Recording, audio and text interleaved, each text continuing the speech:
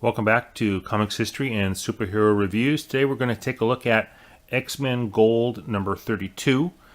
This comic takes place after the abortive wedding between Kitty Pryde and Pere Rasputin, Shadowcat and Colossus. Similar to the Batman Catwoman wedding in Batman number 50, obviously a different company, but similar issues. The bride decided to take off before the wedding could occur and leaving a mess behind her. And so part of the mess here involves what's happening between the guests, who are, of course, very close friends, basically family, and literally family in some cases, of the bride and groom. So we have a bunch of mutants in a hotel in Westchester, and what's the worst that could happen?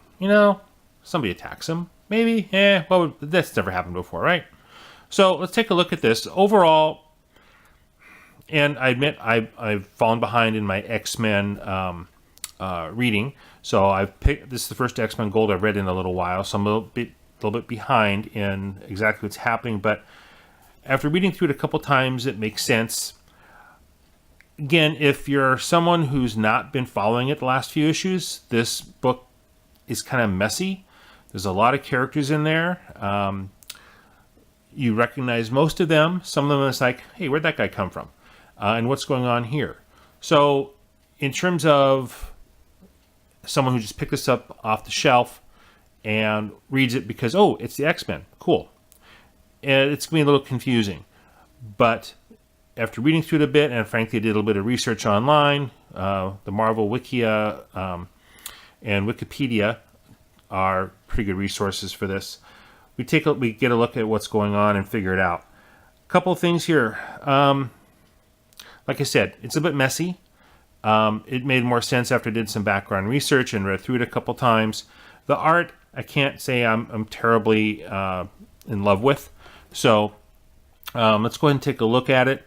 So overall, you see what's happening with the X-Men. There's some interesting conversations, a lot of personal stuff, which, comics are not supposed to be just all slam bang, beat up Sentinels and whatnot action. It should be a lot of characterization and dialogue and development of the characters, and this certainly fits that mold.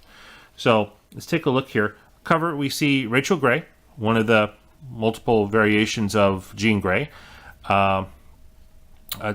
Excuse me, I'm thinking of incorrectly about a different character. This is one of the alternate reality daughters of Jean Grey, with similar powers, and looks like she is jumping over the bodies of multiple X-Men: Storm, Colossus, Shadowcat, Nightcrawler, at you. So let's take a look here at what we got. So overall, it's a bit of a mess. But it's if you like X-Men, of course, it's worth reading. So here's a credits page. We see who the main actors are in this. We see that the writer is Marc Guggenheim, artist is Pere Perez, colorist is Jay David Ramos. So moving on. So again, this is after what would have been the wedding, and we see confrontation. The Claiborne Hotel, Westchester, New York, Iceman, and the young Pyro. This is not the Pyro of classic days, who is Australian, I believe. This is a different Pyro, are confronting Rachel Grey. And on the ground here we see some X-Men. And as we see with the psychic superheroes and psychic mutants, someone is saying, none of this is real. Why is it people with psychic powers are so easily manipulated? So moving on, and then we go back to 20 minutes earlier, and we see that Bobby Drake, the gay Iceman, is having a little fling with the new young Pyro. Then they hear a thump, go check things out, and they find Kurt Wagner, Nightcrawler. He is sharing a room with Rachel Grey, and something has happened. Then they rush down. Oh, the patio of the Claiborne Hotel, where we have Eliana Rasputin, Magic, having a deep conversation with Monroe Storm, and finds out that very similar to what happened with the Catwoman and Batman wedding. Someone very close to the bride inserted, talked about, hey, some doubts, and that supposedly led to the wedding being called off. And then the weird stuff starts happening. Then it's like, ooh, a Mark I Sentinel. Impossible. Those have been decommissioned for years. Actually, they're my favorite kind of Sentinel.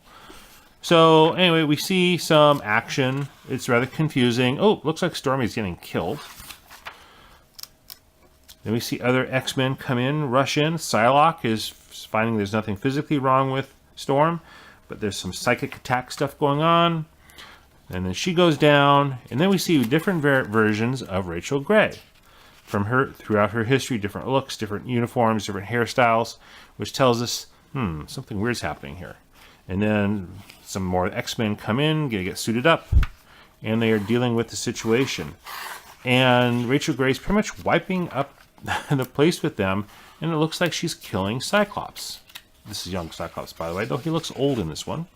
So mentally, she's all messed up.